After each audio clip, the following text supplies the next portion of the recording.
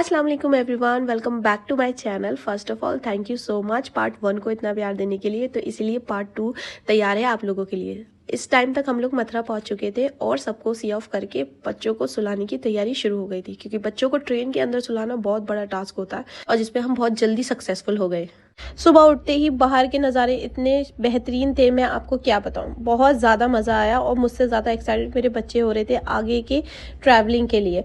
तो उस चीज़ के लिए मैं बहुत सेटिस्फाइड थी। मेरे साथ साथ मेरी बड़ी बेटी भी उठ गई थी, तो मैंने जल्दी से उसे लेकर गई वॉशरूम और उसे फ्रेश कराया।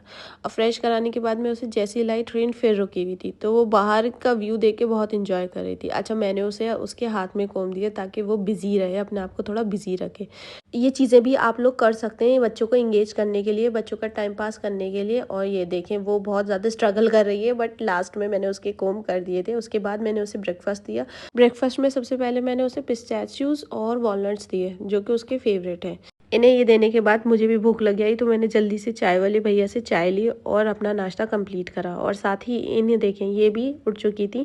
अब शुरू होता है सबसे टफ टास्क, इन लोगों को इंगेज कैसे रखें। तो मैं इन लोगों के लिए कलरिंग बुक ले गई थी।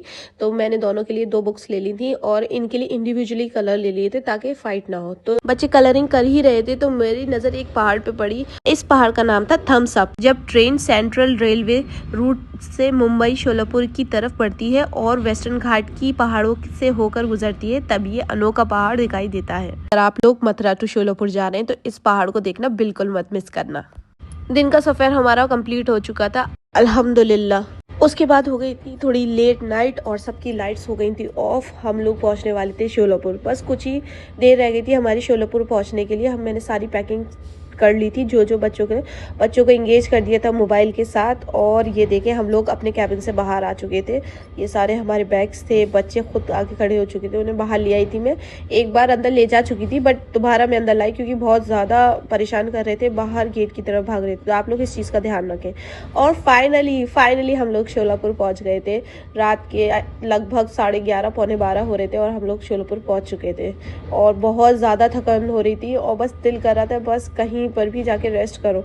उसके बाद हमारे एक फैमिली फ्रेंड है जो हमें पिकअप करने आए थे, और उनके घर से भी बार बार हमारे लिए कॉल आ रहा था कि कब आएगी ट्रेन, उनकी कब आएगी। एंड फाइनली वो उन्हें इन्फॉर्म कर रहे थे कि हाँ, हम लोग निकल रहे हैं, ऑन द वे हैं, बस पहुंचने वाले हैं। तो बस, अगर आपको मेरी ये वीडियो पसंद आई हो तो लाइक, शेयर एंड सब्सक्राइब करें। और नेक्स्ट वीडियो में मैं आपको दिखाऊंगी कि मेरा नेक्स्ट डे शोलापुर में कैसा था। सफ़र तो अब ख़त्म हो गया, लेकिन अब असली मज़ा अब शोलापुर पहुँच कर आएगा।